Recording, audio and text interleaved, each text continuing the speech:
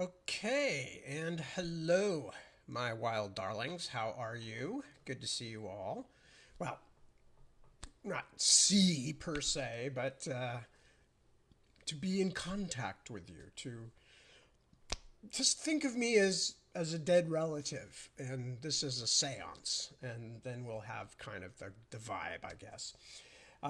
Actually, I'm getting a bit early. It's not even October yet, but it does sound a bit Halloweeny. But no, what I'm saying is it's a virtual connection, and it's meaningful to me. I hope it is to you too. Meanwhile, I am going to be starting a new book tonight. I warn everybody in advance. I think I've mentioned this several times already, so I don't think it'll come as a surprise to most of you. But I'm going to be out of town next weekend. So there will be no reading next weekend because Deborah and I will be in New York. And for those who are concerned, yes, there will be people here taking care of the dogs, chasing away the burglars, standing guard against the night bunnies, the murder squirrels, and all the other things that Johnny is afraid of. So we will be back then, I think the week in the middle of the next week. So I should be around the week after. So whatever that week is, I guess, somewhere around the 5th or 6th of October, I will not be in town. And then I will be back. So that will all work out one way or the other. I hope that is okay and clear-ish. Anyway. So, what else? Just working. As usual, working on Splintered Sun, which I'm up to about page 100, and beginning to kind of get a feel for what it's supposed to be, how it's supposed to work, how it's supposed to read, all the things that I've been describing for the last couple of months in terms of the process of planning not the plot of a book or even the characters, but literally the syntax, I guess, for lack of a better word, the syntax of a book, how it's going to read, how you're telling the story, what actual methods. So methodology, I guess, would be another term one could use. But that's basically what I've been working on as I've been writing. And so the first draft has got, as sometimes is the case, not so much with the last set of books that I just finished, with The Navigator's Children being the last of those, because I was already planning to do those very much in the same style, the same methodological style as Dragonbone Chair, etc., because I wanted it to feel like a continuation, which obviously it was. And one way to make sure that that would work, that it would work as well as I was capable of making it work, was by matching the general way that the first set of books, proceeded in terms of, all my sort of normal ways of doing things, how I indicate characters' thoughts, how I tell the story from different viewpoints, etc., etc. But I'm still working through that with The Splintered Sun, even though it's another Ostenard book. So sometimes I just try something. So the first draft, at least this early part of the first draft, is a bit like the Dragonbone Chair was, in the sense that I'm trying things. Those of you who, if you ever go back and read the Dragonbone Chair, you will maybe notice, some of you, that the first 50 pages or so actually reads a bit differently than the rest of the book, because I had originally, with the Dragonbone Chair, I had written about 200 pages of it, and my publisher said, this feels distant. It doesn't feel like you're as engaged as you seem like you want to be. And I realized that they were right. I was kind of, because I was writing an epic fantasy, I was kind of taking a Tolkienian distance from the narrative. And so I went back and rewrote that first part. But I liked the beginning chapters so well that I left them in, and even let them inform some of the rest of the writing in the book. In other words, kind of moving it towards the slightly poetic. But it definitely, if you go back and read it, you can see it's much more intricate. It's much more influenced, not so much by T.H. White, although he was a big influence on those books, And I'll talk about him in a moment. That's who wrote the book I'm going to be reading tonight, or reading from. But certainly Mervyn Peake, who wrote the Gormenghast books, and the first 50 pages or so, especially the first chapter or two, very much influenced, I think, by Mervyn Peake and my fondness for the Gormenghast books. In fact, now that we're talking about it, and before I go see who's shown up, that probably the 2 or 3 biggest influences on the Dragonbone chair, besides Tolkien, of course, because as I've mentioned many times, when I was writing those books, I was I wasn't critiquing Tolkien so much, although I was trying to find a way to make the story more personal to me, more of my era, more of my own kind of approach to the world. But mostly in terms of Tolkien, I was responding to what I thought were a lot of bad imitations of Tolkien that were circulating at the time, and not merely the really obvious ones that were just kind of barely hidden ripoffs of the Lord of the Rings, but a lot of books that were, while having their own individual ideas and things, certainly creditable attempts to write epic fantasies, I still felt that there was a lot of taking things for granted because they appeared in Tolkien, such as the idea of a golden age, or such as the idea of an overwhelming evil without clear justification, and that Tolkien had his reasons for why he did things the way he did them, but a lot of other writers seemed to be just repeating them. So that was how Tolkien influenced the books. But 2 other major stylistic influences in the books. I just mentioned Mervyn Peake, who invented Gormenghast, which is one of the great literary inventions, and certainly one of the greatest of all inventions of a castle, or a central place from which to tell the story in fantasy. And people, it's not just me, it's lots of other really good fantasy writers will talk about Mervyn Peake and how important his work was in inspiring them, and it certainly was for me. You don't hear T.H. White mentioned quite as much, but T.H. White was very big for me as well in a number of ways, and I'll talk about that in a second as I sort of introduce what we're going to be reading tonight. But first, I'm going to go and look over and see who has checked in so far and that kind of stuff. So, excuse me. Okay, so I see Holger, and I see Jeremy. Hello. And I see Suzanne and Isaac. God, I am back to the romper room thing. And I see Andre, and I see Christina, and Rosalba, and Wouter, and my mother-in-law, Hazel. Hi, sweetie. Hello, hello. Lots of love from our house. Your daughter had a long, hard-working day today, getting ready for the New York trip, and she is currently sleeping the justified sleep of the hardworking. But anyway, so love from all of us to you.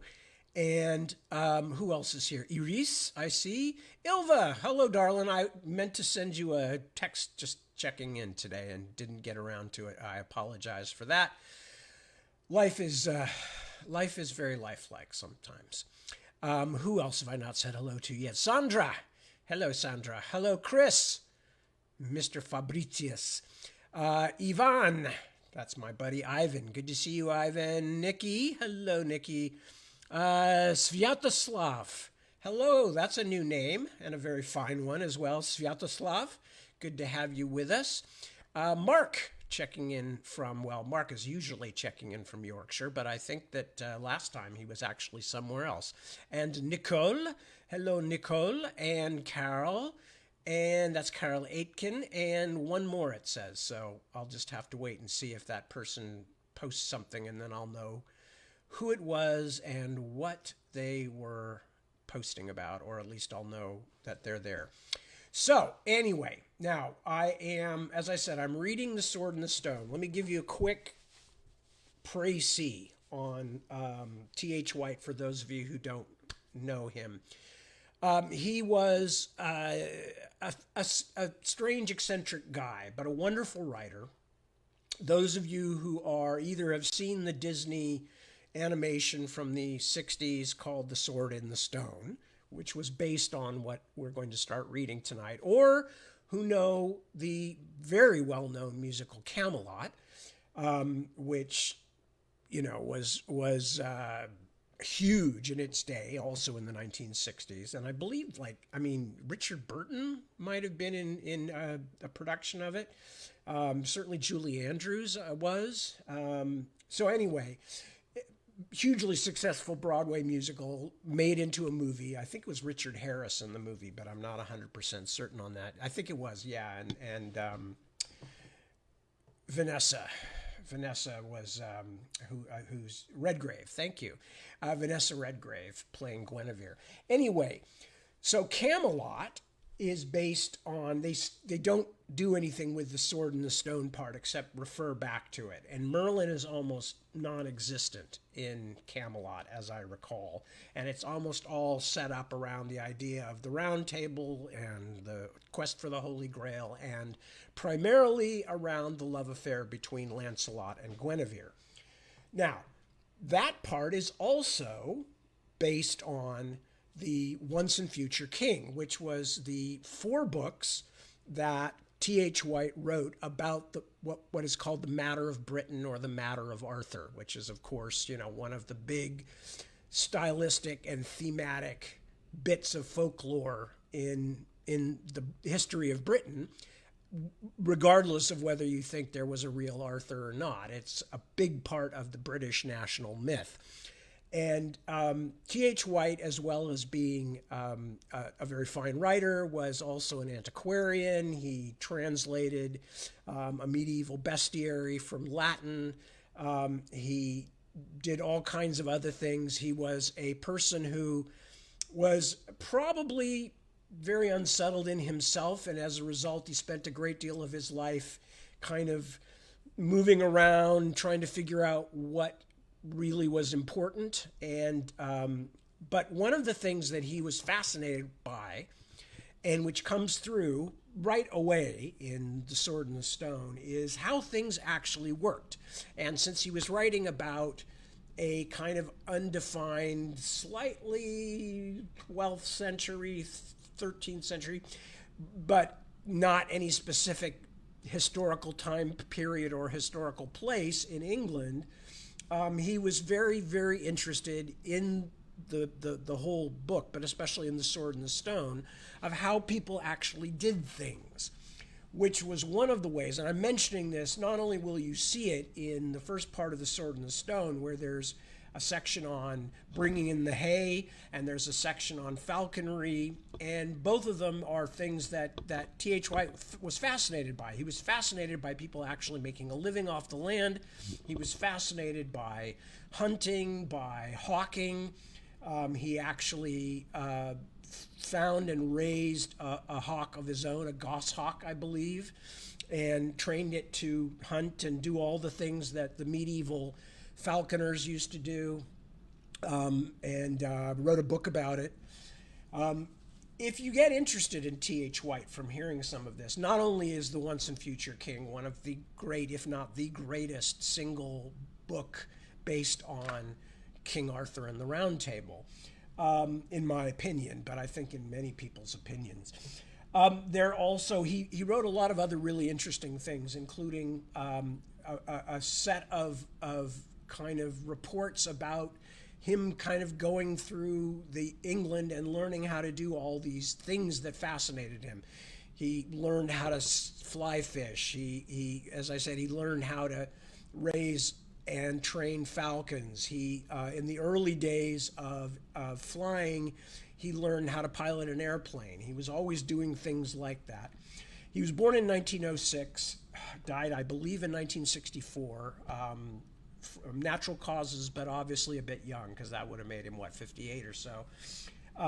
And in part, it's the seriousness with which he takes everyday life, the dignity and respect that he gives to the way that human beings have made their livings and have kept themselves alive, which they're not necessarily the same thing.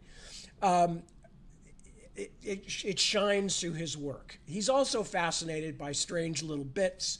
There are jokes in them about, kind of comparing the education in the very first bit of the book tonight. You'll hear kind of comparing the education of medieval young people with what he was more familiar with, because I believe he taught in, English public schools, which means private schools.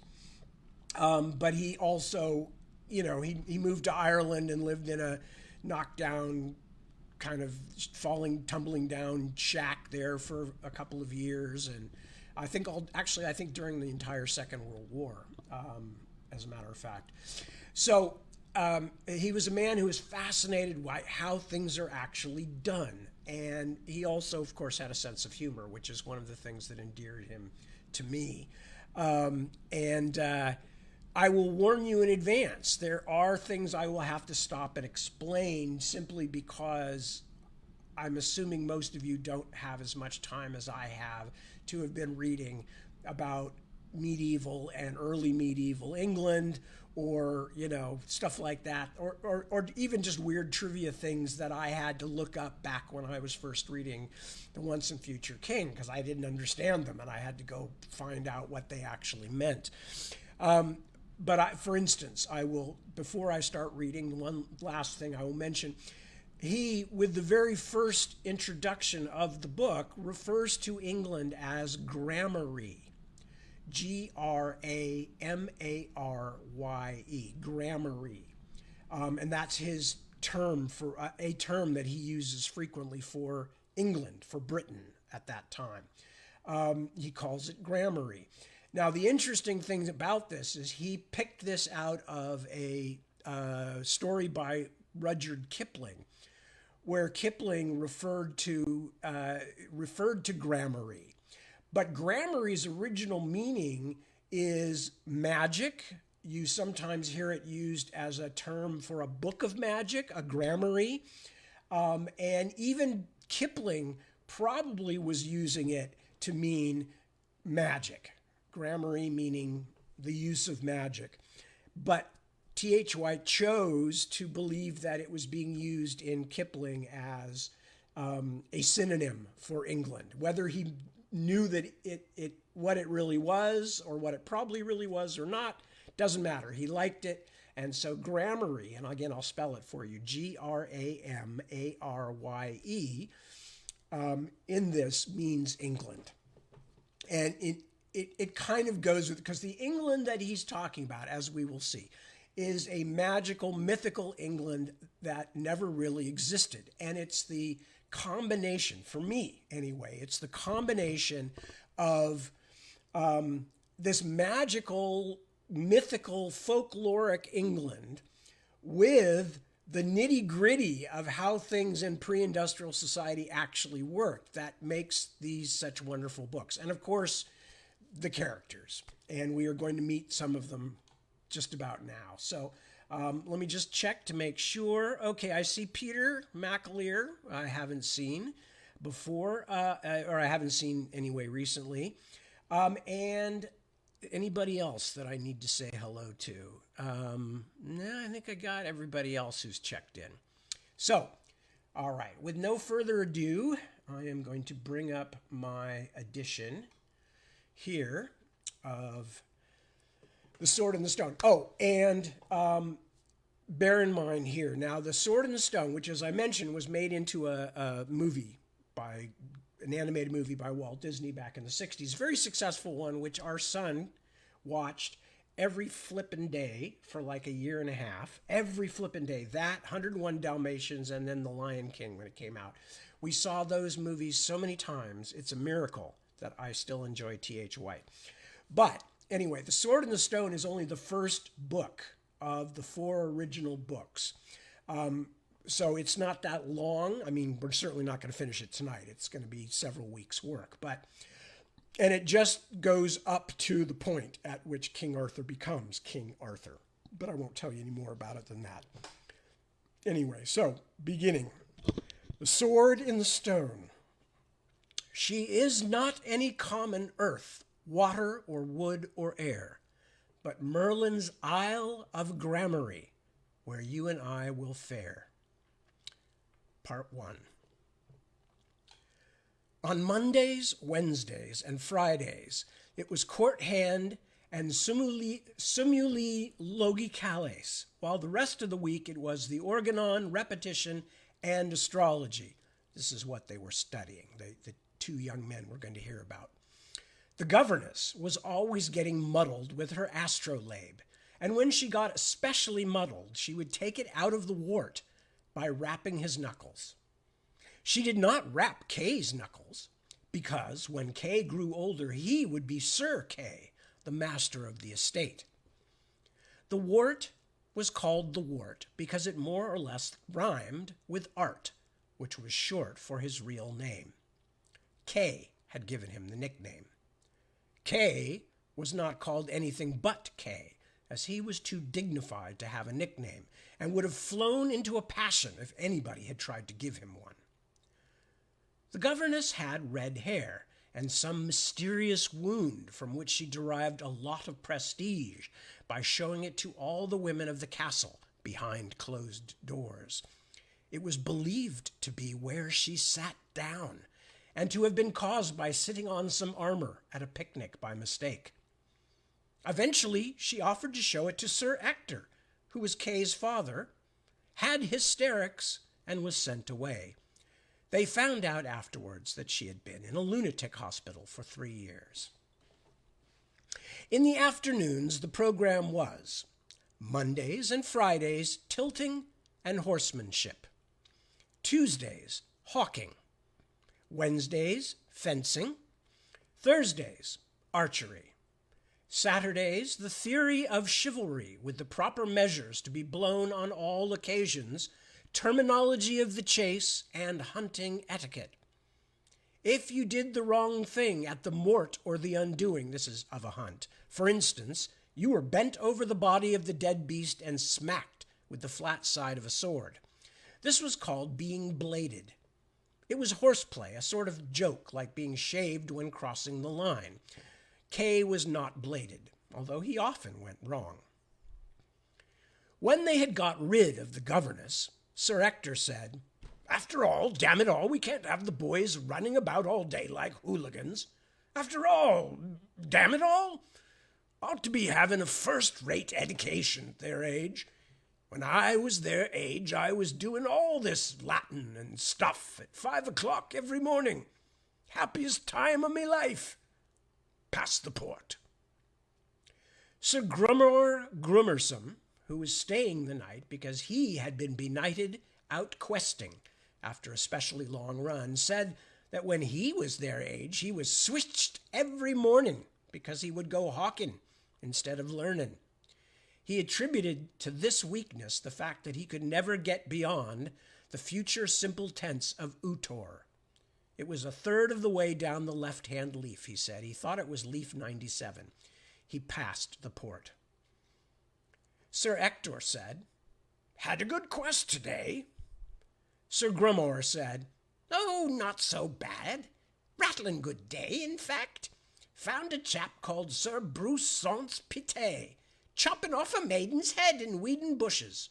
Ran him to Mixbury Plantation in the Bicester, where he doubled back, and then I lost him in Wicken Wood. Must have been a good 25 miles as he ran." "A straight-necked 'un," said Sir Ector. "But about these boys and all this Latin and that," added the old gentleman.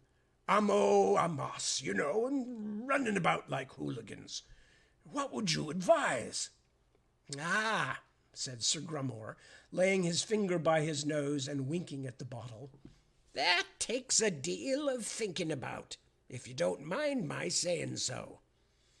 "Don't mind at all," said Sir Ector. "Very kind of you to say anything.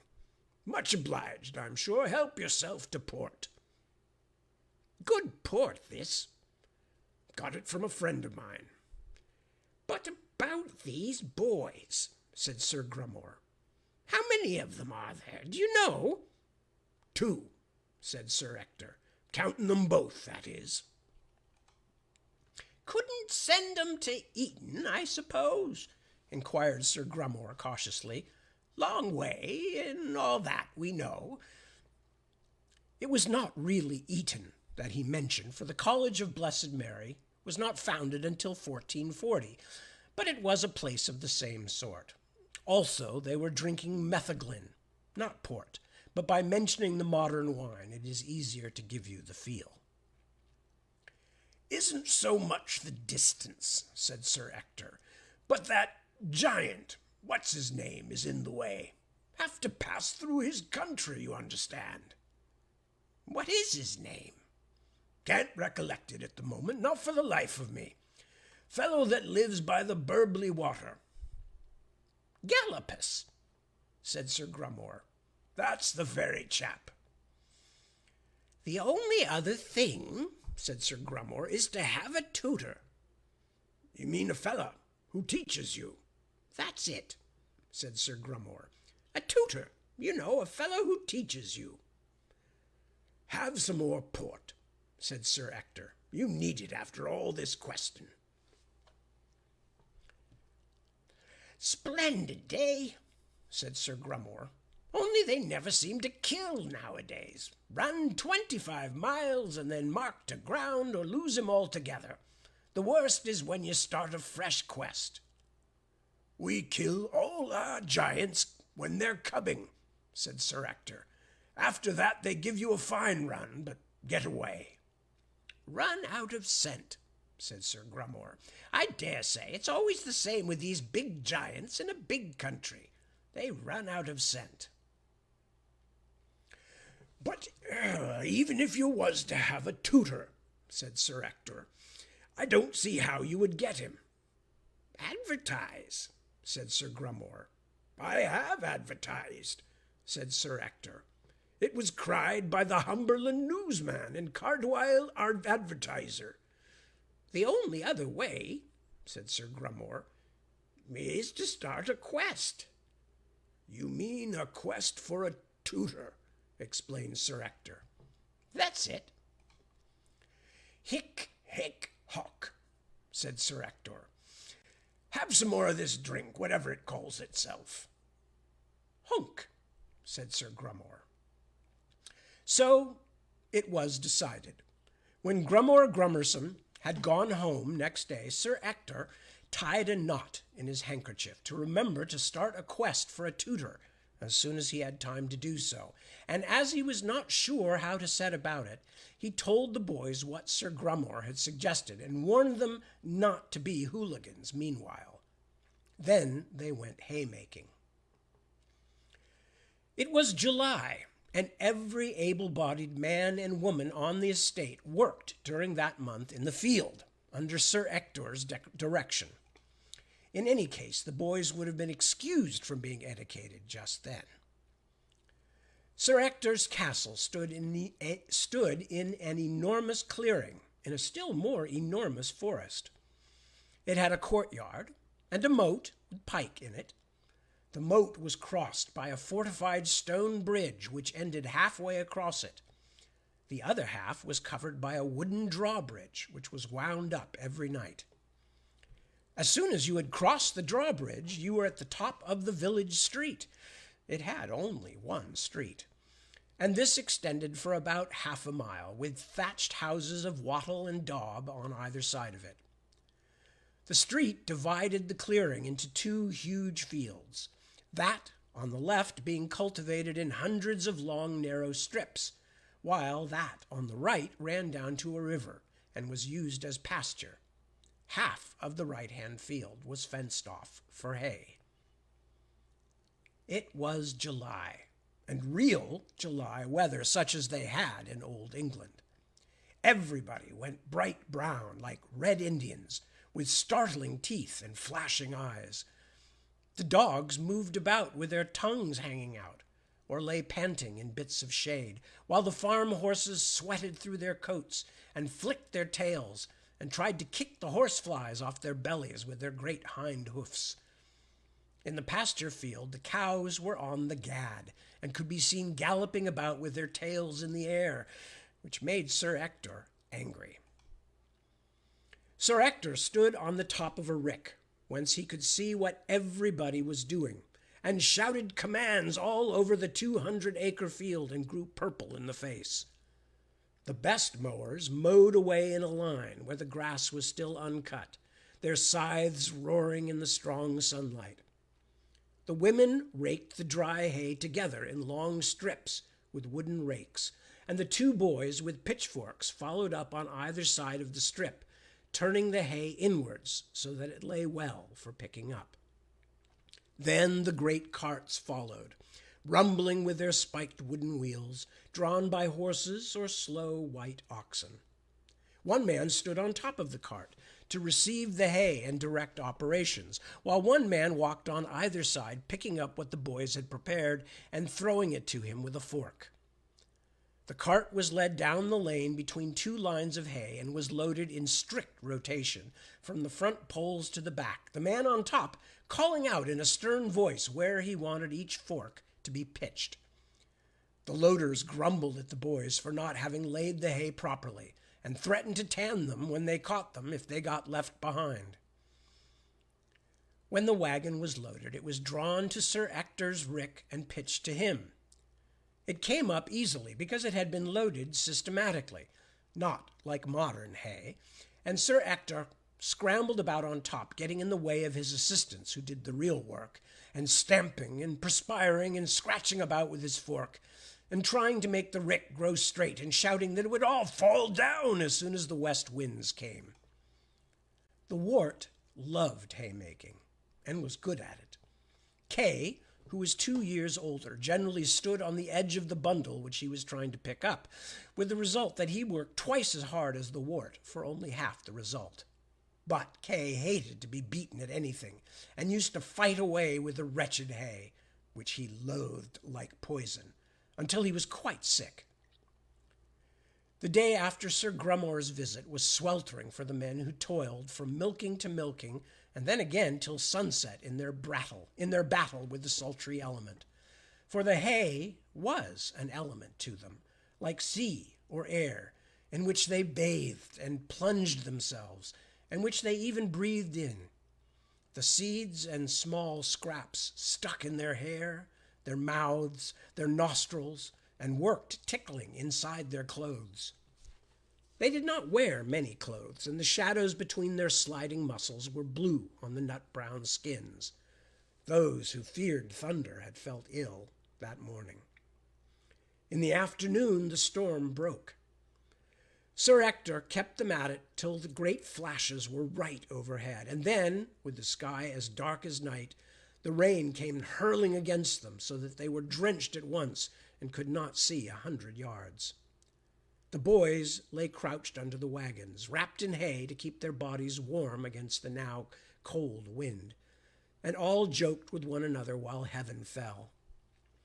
Kay was shivering, though not with cold, but he joked like the others, because he would not show he was afraid. At the last and greatest thunderbolt, every man started involuntarily, and each saw the other startle, until they laughed away their shame. But that was the end of the haymaking and the beginning of play. The boys were sent home to change their clothes. The old dame who had been their nurse fetched dried jerkins out of a press, and scolded them for catching their deaths, and denounced Sir Ector for keeping on for so long. Then they slipped their heads into the laundered shirts and ran out to the refreshed and sparkling court. "I vote we take Cully, and see if we can get some rabbits in the chase," cried the wart. "The rabbits will not be out in this wet," said Kay sarcastically, delighted to have caught him over natural history. "Oh, come on, it will soon be dry." "I must carry Cully then." Kay insisted on carrying the goshawk and flying her when they went hawking together. This he had a right to do, not only because he was older than the wart, but also because he was Sir Ector's proper son. The wart was not a proper son.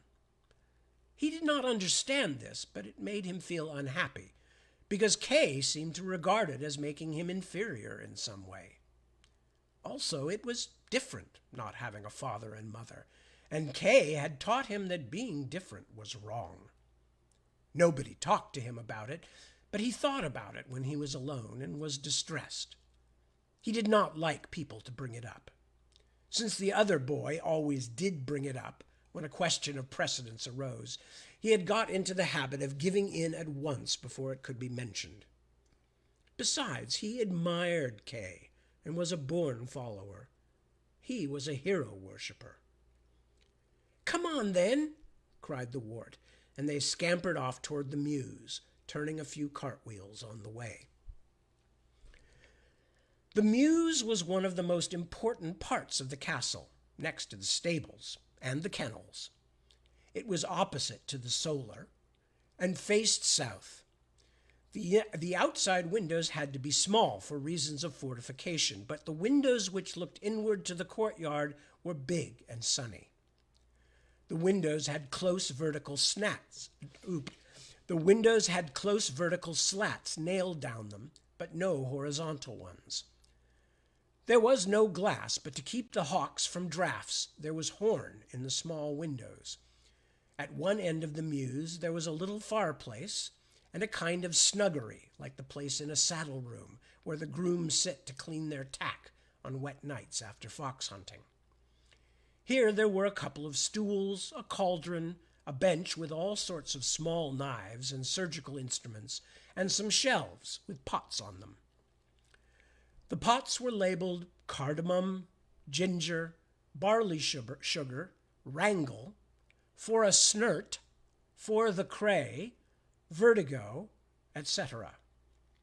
There were leather skins hanging up, which had been snipped about as pieces were cut out of them for jesses, hoods, or leashes. On a neat row of nails there were Indian bells and swivels and silver varvels, each with Ector's name cut on them. A special shelf, and the most beautiful of all, held the hoods. Very old, cracked hoods which had been made for birds before Kay was born. Tiny hoods for the merlins, small hoods for tiercels, splendid new hoods which had been knocked up to pass away the long winter evenings. All the hoods were made in Sir Ector's colors, white leather with red bays at the sides and a bunch of blue-gray plumes on top, made out of the hackle feathers of herons.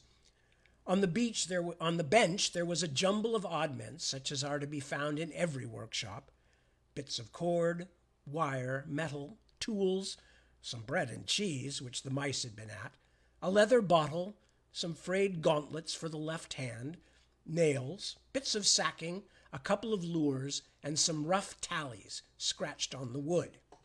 These read Cones, followed by 8 marks, Hern by 3, etc. They were not spelled very well. Right down the length of the room, with the afternoon sun shining full on them, there ran the screen perches to which the birds were tied. There were 2 little merlins, which had only just been taking up from hacking. An old peregrine, who was not much use in this wooded country, but who was kept for appearances, a kestrel, on which the boys had learned the rudiments of falconry, a sparhawk, which Sir Ector was kind enough to keep for the parish priest, and caged off in a special apartment of his own at the far end there was the tiercel goshawk, Cully.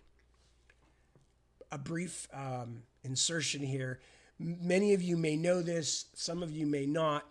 There was very strict rules during the medieval era in Europe about who was allowed to fly which kinds of hunting birds. So the reference to a sparhawk, which Sir Ector was kind enough to keep for the parish priest, sparhawk would have been way down the list, not being used by nobility, but the parish priest could use it.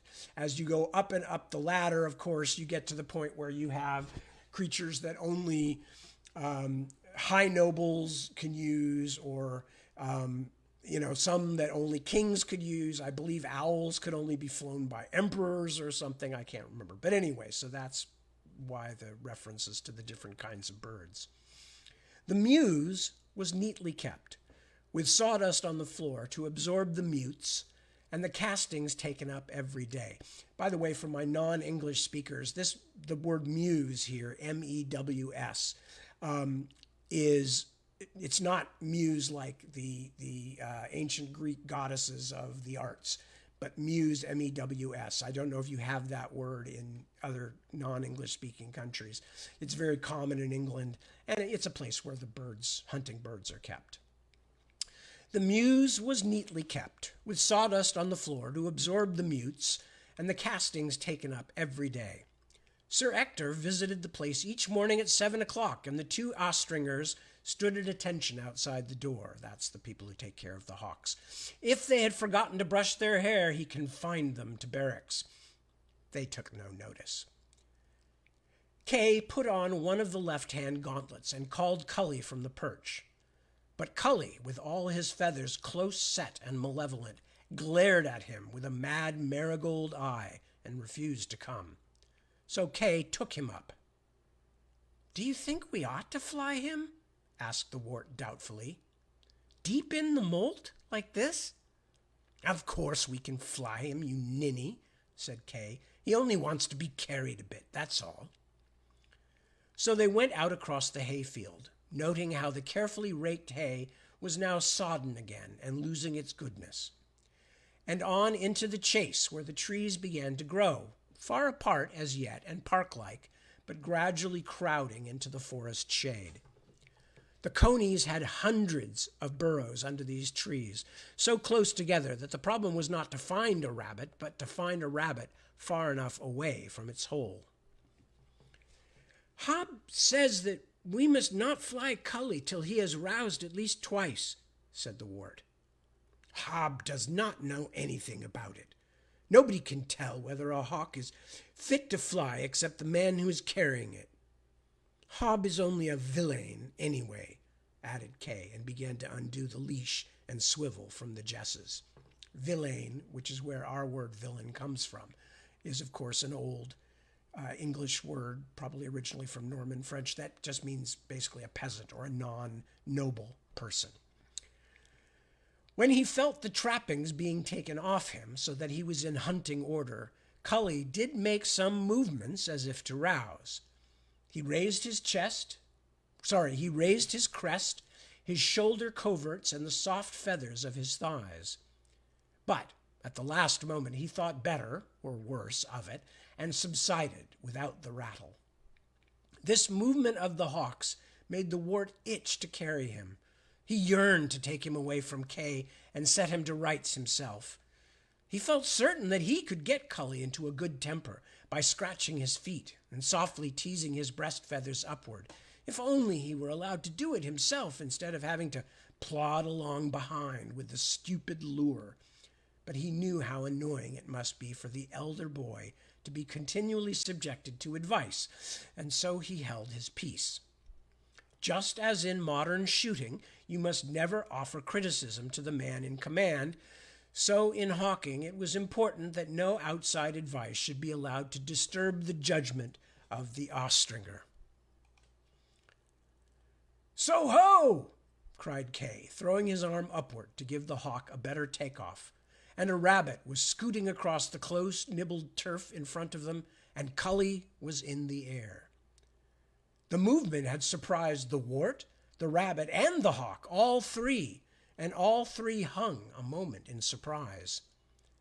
Then the great wings of the aerial assassin began to row the air, but reluctant and undecided.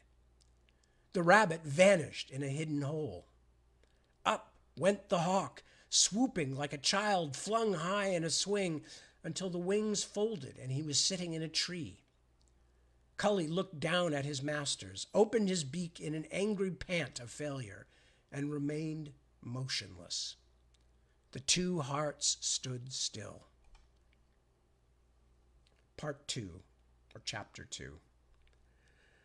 A good while later, when they had been whistling and luring and following the disturbed and sulky hawk from tree to tree, Kay lost his temper. "Let him go, then," he said. "He is no use anyway."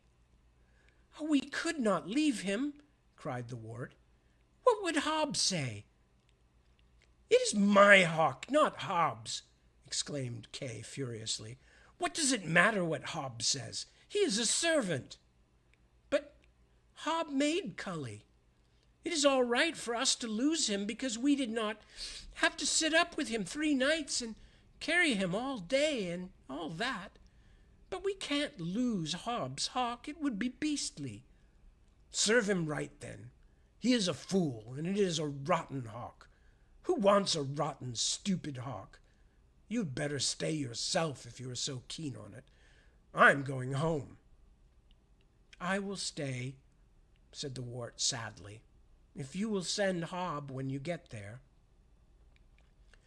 Kay began walking off in the wrong direction, raging in his heart because he knew that he had flown the bird when he was not properly in yarak, which is a hawking term, and the wart had to shout after him the right way. Then the latter sat down under the tree and looked up at Cully, like a cat watching a sparrow, with his heart beating fast. It was well enough for Kay, who was not really keen on hawking, except in so far as it was the proper occupation for a boy in his station of life. But the wart had some of the falconer's feelings, and knew that a lost hawk was the greatest possible calamity. He knew that Hob had worked on Cully for 14 hours a day to teach him his trade, and that his work had been like Jacob's struggle with the angel. When Cully was lost, a part of Hob would be lost too. The wart did not dare to face the look of reproach which would be in the falconer's eye after all that he had tried to teach them. What was he to do? He had better sit still, leaving the lure on the ground so that Cully could settle down and come in his own time. But Cully had no intention of doing this. He had been given a generous gorge the night before, and he was not hungry. The hot day had put him in a bad temper. The waving and whistling of the boys below and their pursuit of him from tree to tree had disturbed his never powerful brains. Now he did not quite know what he wanted to do, but it was not what anybody else wanted. He thought perhaps it would be nice to kill something, from spite. A long time after that, the wart was on the verge of the true forest, and Cully was inside it.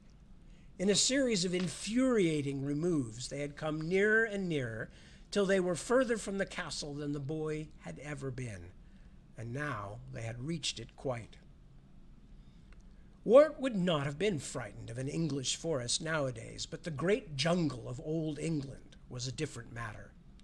It was not only that there were wild boars in it whose sounders would at this season be furiously rooting about, nor that one of the surviving wolves might be slinking behind any tree with pale eyes and slavering chops.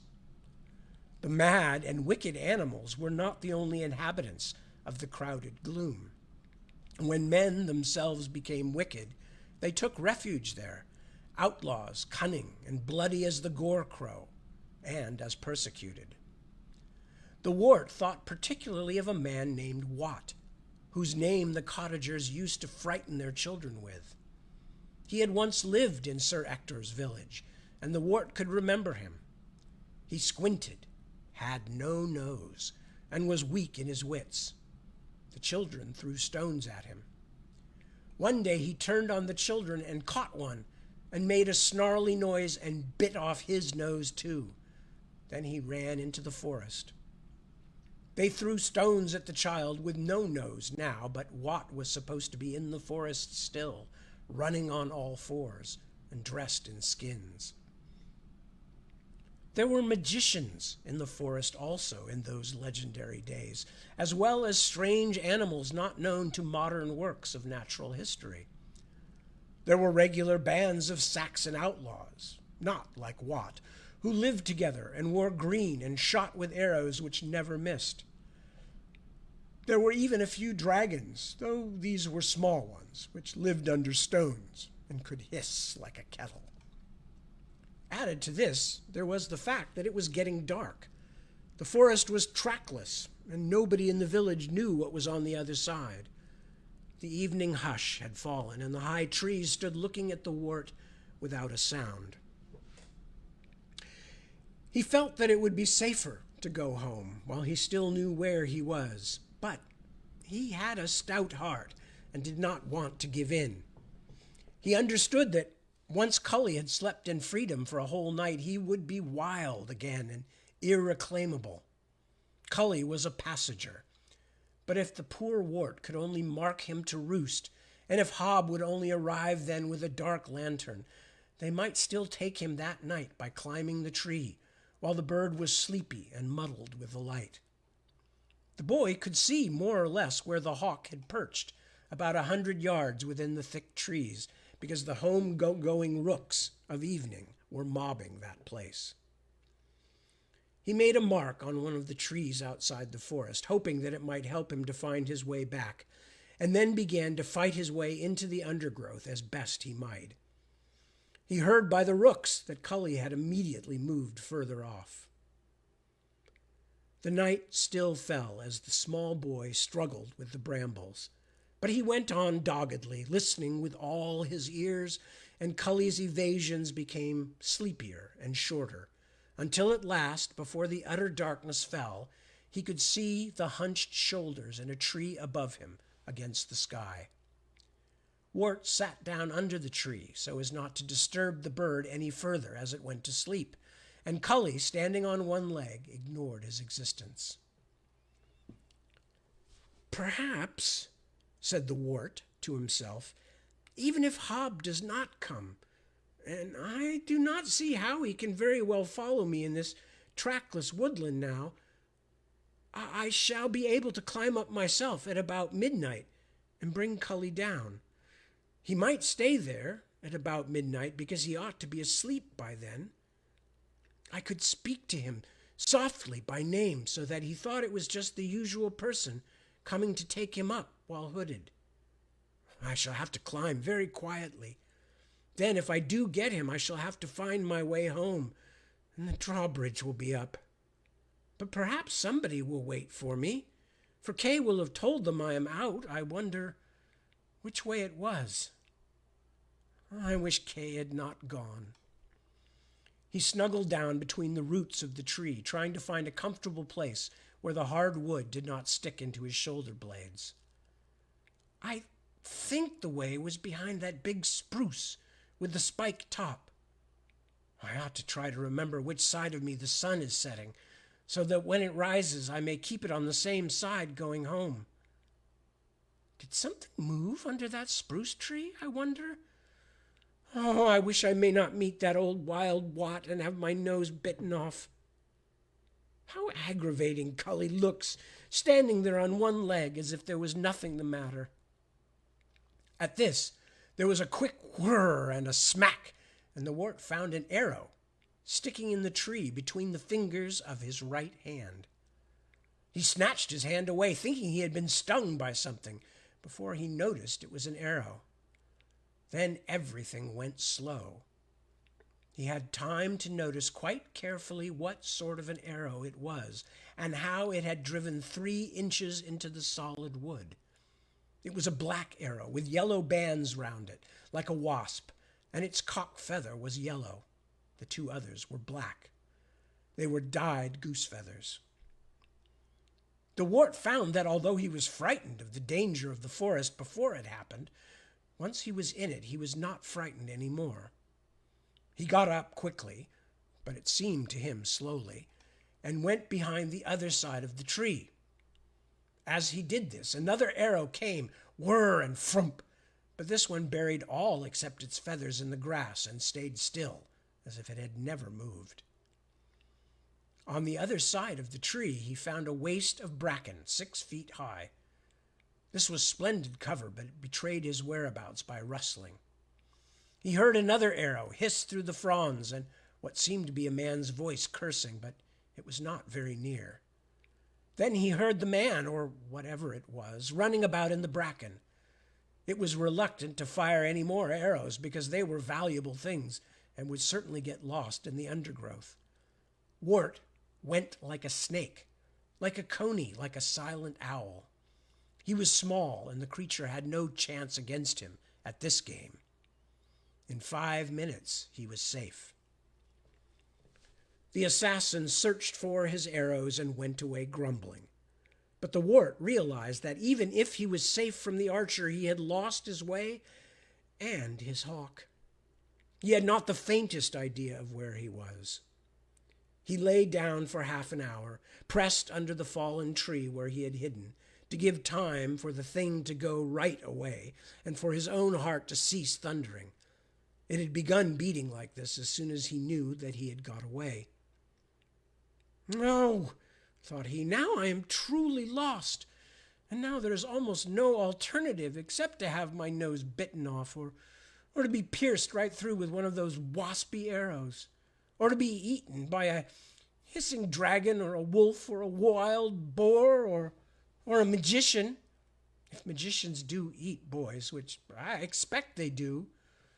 Now I may well wish that I had been good and not angered the governess when she got muddled with her astrolabe, and had loved my dear guardian, Sir Ector, as much as he deserved." At these melancholy thoughts, and especially at the recollection of kind Sir Ector, with his pitchfork and his red nose, the poor wart's eyes became full of tears, and he lay most desolate beneath the tree. The sun finished the last rays of its lingering goodbye, and the moon rose in awful majesty over the silver treetops before he dared to stand.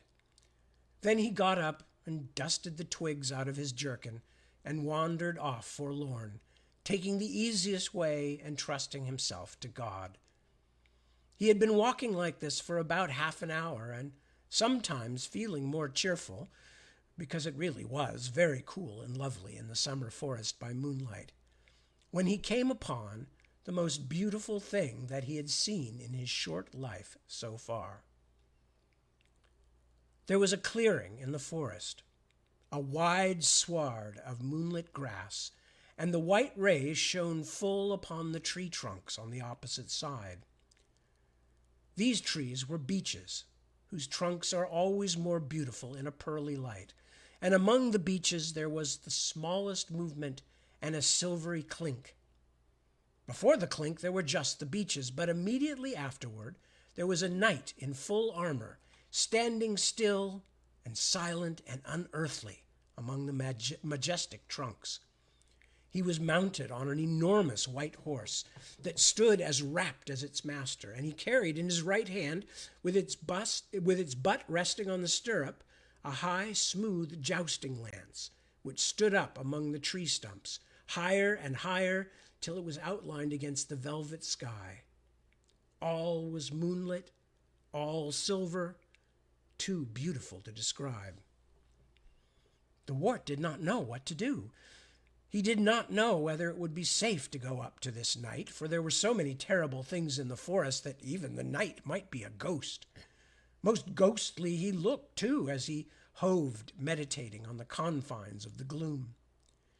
Eventually the boy made up his mind that even if it were a ghost, it would be the ghost of a knight, and knights were bound by their vows to help people in distress.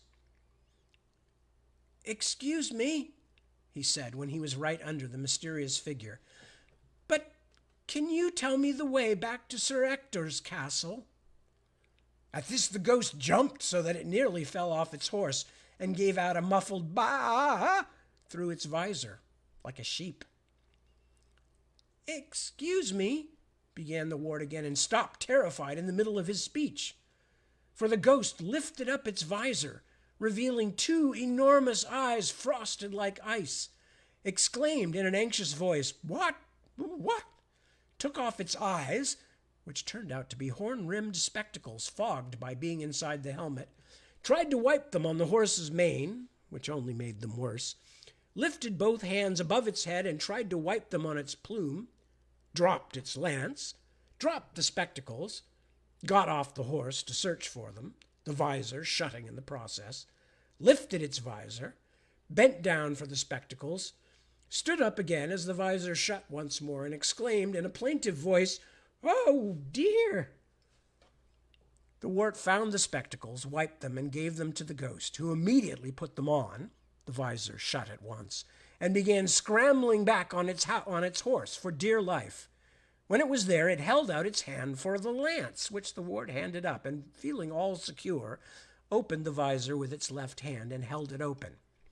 It peered at the boy with one hand up, like a lost mariner searching for land, and exclaimed, "Aha! Whom have we here? What?" "Please," said the wart, "I am a boy whose guardian is Sir Ector." "Charming fella," said the knight. "Never met him in me life." "Can you tell me the way back to his castle?" "Faintest idea. A stranger in these parts myself." "I am lost," said the wart. "Funny thing that. Now I have been lost for 17 years. Name of King Pellinore," continued the knight. "May have heard of me. What?" And that's where we're going to stop for tonight. With Wart having just met Sir Pellinore, or King Pellinore, excuse me, who is out in search of the questing beast. But we will continue, because soon we're going to meet an even more important character. We will continue tomorrow at 7 p.m. So, or not tomorrow, later today at 7. So, with that, I just want to say thank you again for those who missed the early part of the show. I will be reading at 7 p.m. later today, but then I will be not reading next weekend because I will be out of town. And then the weekend after that, I should be back and everything should be back to normal, and I will continue with the Sword and the Stone. But as I said, I will be continuing with this story later today at 7 p.m. California time. So with that, I thank you very much for your patience and kindness, for joining me. As always, it's a great pleasure to spend time with you. I urge you to take good care of yourselves, take care of your loved ones and friends and those around you to the best of your abilities. I offer you the suggestion, peace, which is good for everybody. And with that, I say thank you for joining me. A pleasure as always, and I will see you very soon. Ciao, Bambini.